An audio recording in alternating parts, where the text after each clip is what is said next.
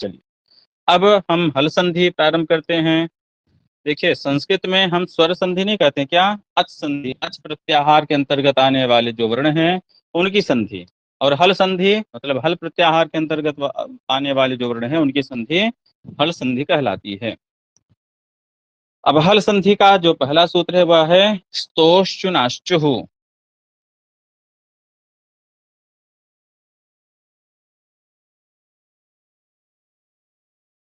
स्तोह चुना चुह, ये है। इसमें स्तोह किस विभक्ति का है? षष्ठी विभक्ति। स्तोह में षष्ठी विभक्ति, चुना में तृतीय एकवचन, तृतीय एकवचन, चुह में प्रथमांत, प्रथमा एकवचन। तो हमने क्या बताया था, षष्ठ्यंत के, तृतीयांत के और प्रथमांत के, इसमें क्या हमने बताया था सूत्र? षष्ठ्यंत के साथ तृतीयांत का योग होने पर प्रथमांत आदेश होता है। षष्ठ्यंत के साथ हमने ऐसा तो नहीं कहा था। षष्ठ्यंत के स्थान पर, हाँ, षष्ठ्यंत के स्थान पर प्रथमांत आदेश होता है तृतीयांत का योग होने पर। ठीक है, तो स्तोह, देखिए स्तोह बना कैसे है, तो स और तू मिलकर के क्या बन गए, स्तु। ठीक है, स्तु बन गए, और इसका षष्ठी के वचन में ये बन जाएगा स्तोह। ऐसे ही श और चु क्या बन गया, चु, इसका प्रथमा एक वचन में चुह बन गया। ठीक, तो सकार, ये मतलब क्या हुआ, सकार और तवर्ग के स्थान पर, सकार स्थान पर शकार और चवर्ग आदेश होता है। कब? यदि शकार और चवर्ग का योग हो तो, अथवा शकार और चवर्ग का योग होने पर पहले कर दीजिए। देखिए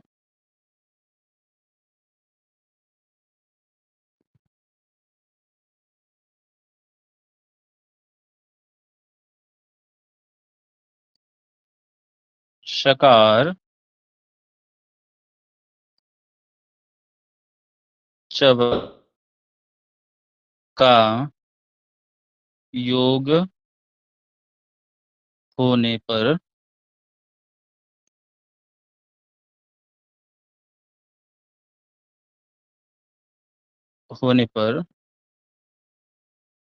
सकार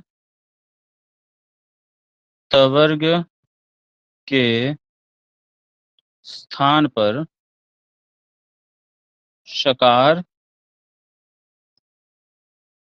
चवर्ग आदेश होता है। ठीक, ऐसा हुआ।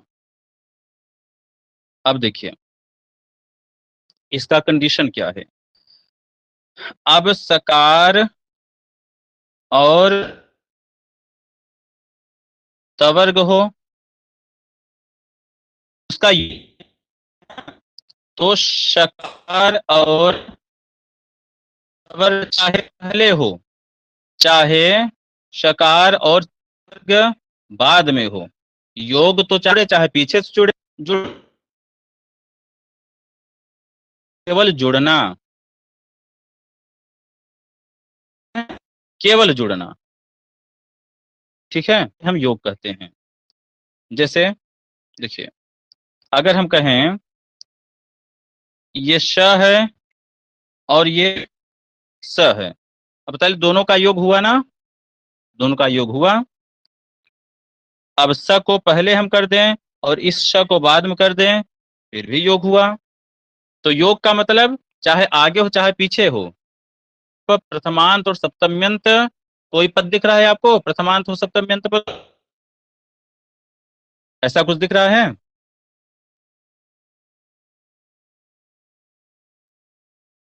सूत्र में कोई प्रथमांत और सप्तम्यंत पद आपको दिख रहा है? प्रथमांत यश्चु है। हाँ प्रथमांत, सॉरी, पंचम्यंत और सप्तम्यंत पद कोई दिख रहा है? पंचम्यंत और सप्तम्यंत पद नहीं। नहीं दिख रहा है। तो यहाँ पर पूर्व और पर का कोई कंडीशन ही नहीं है, कौन पहले हो कौन बाद में हो, ऐसी कोई कंडीशन यहाँ पर नहीं है। चाहे पहले हो चाहे जो बाद में हो, बस उनका योग होना चाहिए।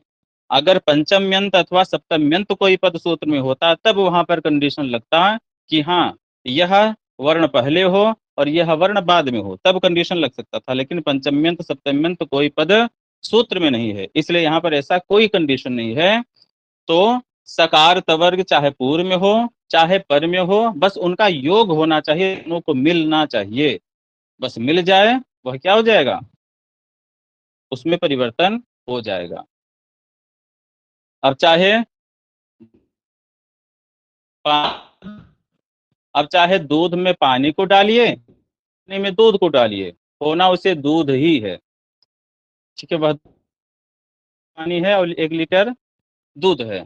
तो चाहे दूध में आधा लीटर पानी डालिए, चाहे आधा लीटर पानी में 1 लीटर दूध डालिए, वो बनेगा क्या, दूध ही बनेगा।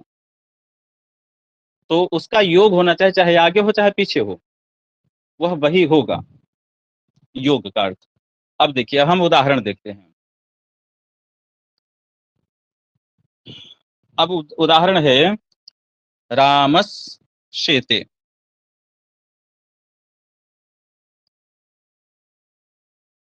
रामस शेते, यह सूत्र है। यहाँ पर रामस है, दंत सकार है, उसके पश्चात तालव्य शकार पर में आया,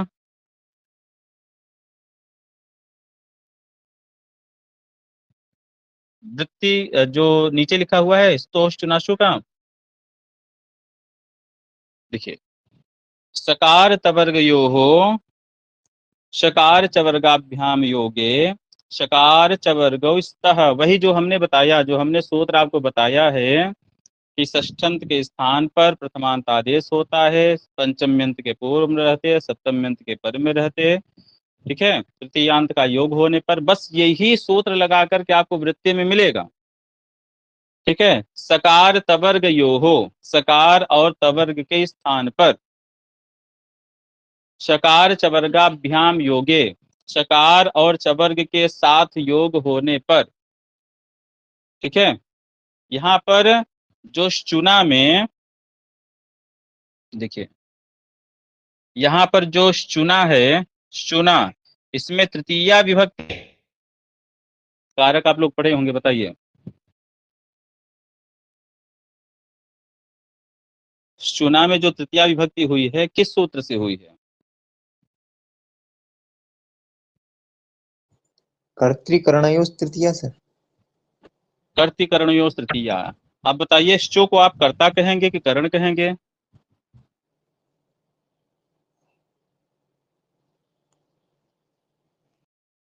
कोई कर्ता। बताए? कर्ता ये कुछ कर रहा है क्या? कोई कार्य तो नहीं कर रहा है, ये केवल बैठ गया है उसके बगल में, हो गया, कुछ कर नहीं रहा है ये। ठीक है, केवल बैठ गया है, कुछ नहीं कर रहा है। और कोई बताए? अच्छा, सहयुक्त प्रधान सूत्र आपने पढ़ा है? ठीक, बहुत अच्छा। सहयुक्त प्रधान सूत्र आप लोगों ने पढ़ा है ना? तो सहयुक्त प्रधान कहता है कि सह इस पद का प्रयोग हो अथवा न हो, सहार्थ द्योतित होना चाहिए। तो वहां पर सहार्थ द्योतित होने पर सह का योग हो अथवा न हो, वहां पर तृतीया हो जाती है। ठीक है, तृतीया हो जाती है। तो स्तोष चुनाशु में जो इष्णा है वहां पर क्या है, सह के योग में तृतीया है, सहार्थ द्योतित हो रहा है। तो हम इसका अर्थ ऐसे भी लिख सकते हैं कि स्तोः श्चुना सह योगे श्चुः, यहाँ कोई क्रिया नहीं है तो हम स्यात् कर देंगे। ठीक, यही आपका है ना। स्तो मतलब तो उसको समास से विग्रह कर दिया उन्होंने। सकार तवर्गयोः, सकार तवर्गयोः स्थाने श्चुना अर्थात शकार चवर्गाभ्याम। सकार चवर्गाभ्याम में कौन सी भक्ति है आप लोग बताइए? षष्ठी। शकार चवर्गाभ्याम में षष्ठी में बनेगा शकार चवर्गाभ्याम। षष्ठी में तो बनेगा ही नहीं। तृतीया द्विवचन, वही हमने बताया ना, चुना में तृतीया है तो वहां पर समास विग्रह कर दिया तो शकार चवर्गाभ्याम, सहार्थ तो द्योतित हो ही रहा है ना। शकार चवर्गाभ्याम सहयोगे, शकार चवर्ग स्तः, तो दंत सकार और तवर्ग के साथ तालव्य शकार और चवर्ग का योग होने पर दंत सकार और तवर्ग के स्थान पर तालव्य शकार और चवर्ग आदेश हो जाता है। ऐसा अर्थ होगा। अभी स्पष्ट हुआ? जी आचार्य जी। हाँ, अब देखिए, अब रामस श्वेते ऐसा उदाहरण है यहाँ पर। अब यहाँ हम देखते हैं कि रामस में सकार है और ये शकार है, दोनों बिल्कुल पास में है ना, बीच में कोई व्यवधान तो नहीं है, लगातार है, तो दोनों का योग हुआ है, तो दंत सकार के स्थान पर तालव्य शकार आदेश हो जाएगा। ठीक, तो क्या हो जाएगा? रामश, सम्मेलन कर दीजिए, रामश्येते। स्पष्ट है?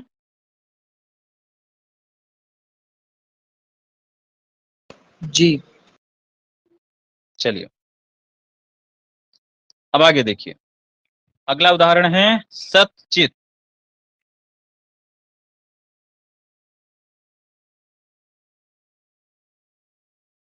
सत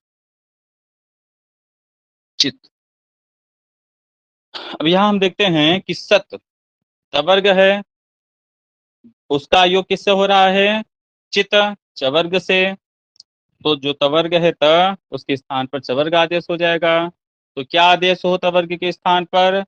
तो तवर्ग में त थ द ध न आता है और चवर्ग में च छ ज झैया आता है, तो च छ ज झैया। अच्छा, आज बताइए, संज्ञा प्रकरण में आप लोगों को हमने बताया था महाप्राण, अल्प प्राण, उच्चारण स्थान। तकार का उच्चारण स्थान क्या है? दंत है। दंत। दंत है।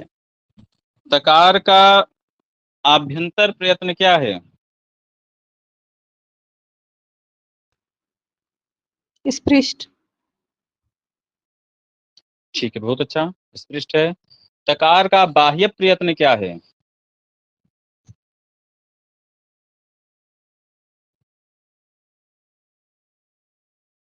बाह्य प्रयत्न क्या है?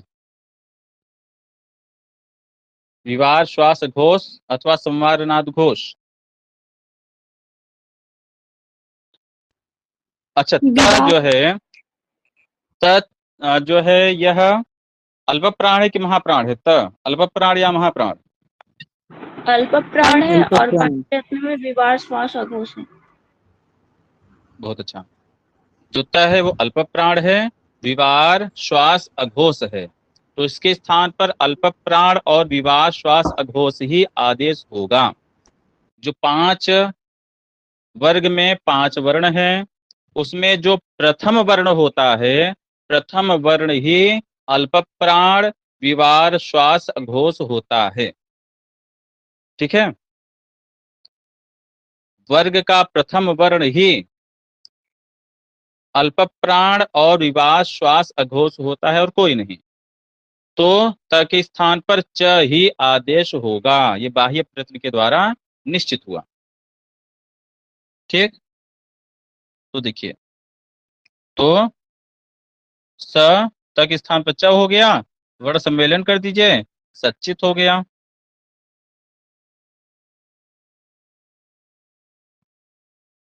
चलिए, स्पष्ट है ना?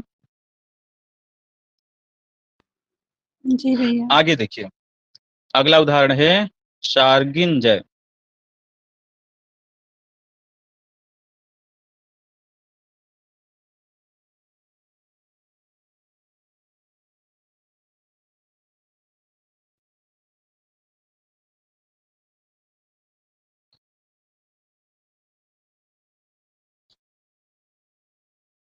चलिए, इसको आप लोग बताइए क्या होगा अब यहाँ पर।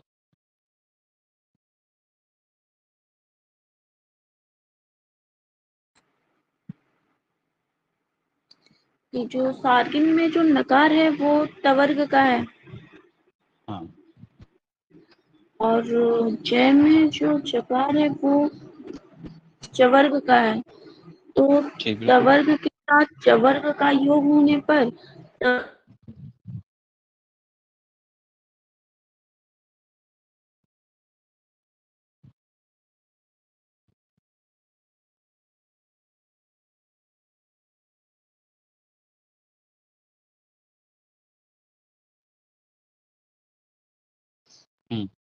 और कोई बताएं?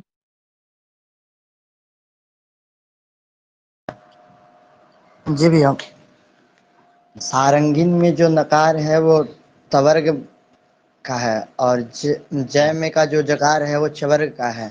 तो सूत्र से हम्म, नकार का चवर्ग के साथ तवर्ग का चवर्ग के साथ योग होने पर तवर्ग का चवर्ग हो जाता है। तो यहाँ पे न जो है वो पंचम वर्ण है, तो चवर्ग का भी पंचम वर्ण वहाँ आदेश हो जाएगा।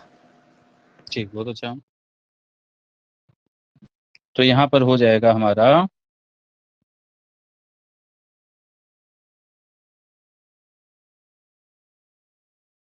हो जाएगा ना, हो जाएगा शार्गिन जय। ठीक, ऐसा।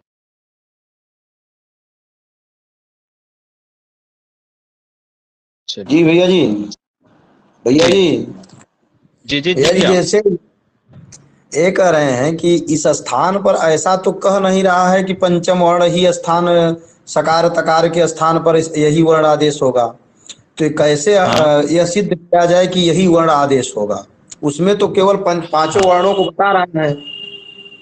हाँ, तो सच्चित में वही हमने बताया ना कि जो उसके बाह्य प्रयत्न है, बाह्य प्रयत्न के द्वारा निश्चित होगा। जैसे तकार के स्थान पर चकार आदेश हुआ था, उसमें बताया गया कि तकार का जो आभ्यंतर प्रयत्न है वो क्या है, अल्प प्राण और विवार विवार श्वास अघोष है।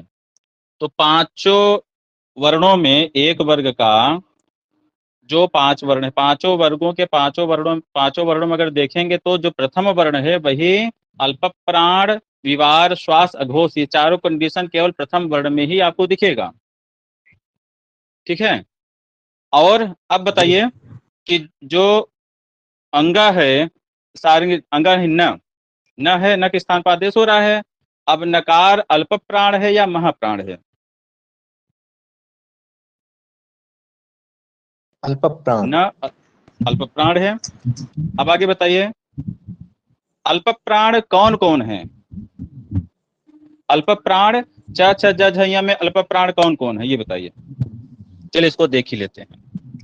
देखिए, च झ आदेश य। हुआ, देखिए आदेश हुआ क्या, स्पष्ट कर लिया जाए, थोड़ा सा गति धीमी हो जाएगी, कोई बात नहीं। अब नकार के स्थान पर चवर्ग आदेश हुआ। अब चवर्ग में 5 वर्ण आए हमारे, च छ ज झ य। अब बताइए, इसमें जो नकार है वो क्या है, अल्प प्राण है। अब बताइए, अल्प प्राण इसमें च छ ज झ य में कौन कौन से वर्ण अल्प प्राण हैं? च ज और या, पहला तीसरा पांचवा। ठीक है, ज और य ये अल्प प्राण है। तो अब छ को काट दीजिए, झ को काट दीजिए, 3 वर्ण बचे, ज, च, ज और य, 3 वर्ण बचे। अब बताइए जो न है वह विवार श्वास अघोष है अथवा संवारनाद घोष है? संवारनाद घोष। संवारनाद घोष। अब बताइए च, ज, य में संवारनाद घोष कौन है? य। य। ज। य क्या है?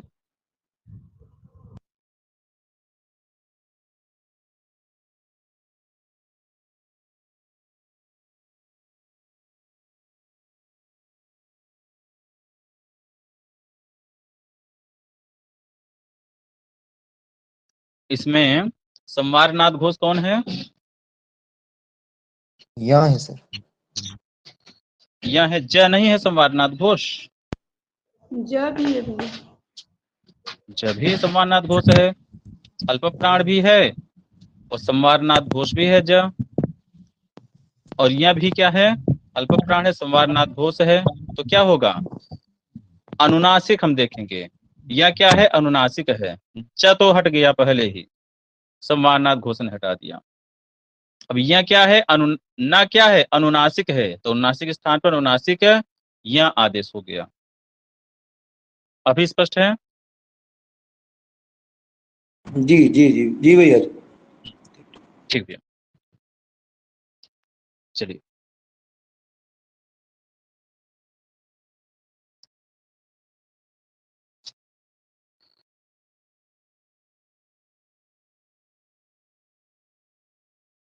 अब शार्गिन जय।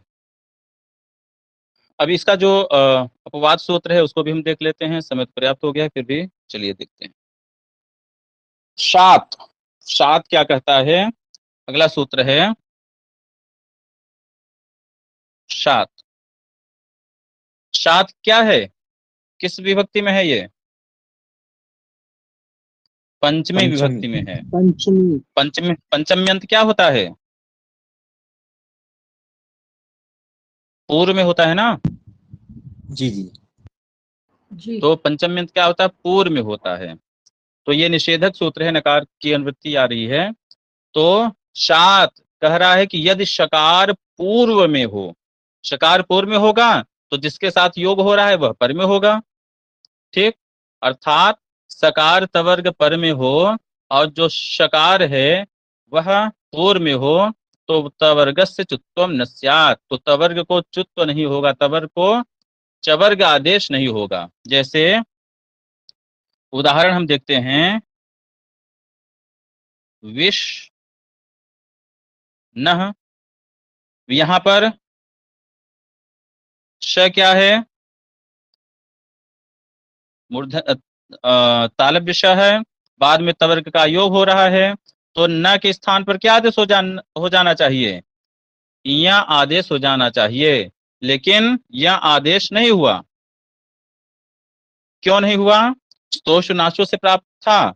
अगर यह आदेश हो जाता तो बनता विषय, जो नहीं बनता है। यह नहीं होगा। क्यों नहीं होगा? क्योंकि शात, शात यह सूत्र यहाँ पर लगेगा और इस यह निषेध कर देगा। क्योंकि श जो है पूर्व में है, तवर्ग पर में है, इसलिए तवर्ग को नहीं होगा, चुत्व चवर्ग नहीं होगा, तो विष्णु ऐसा बना रहेगा। और देखिए एक उदाहरण और लेते हैं, प्रश्न।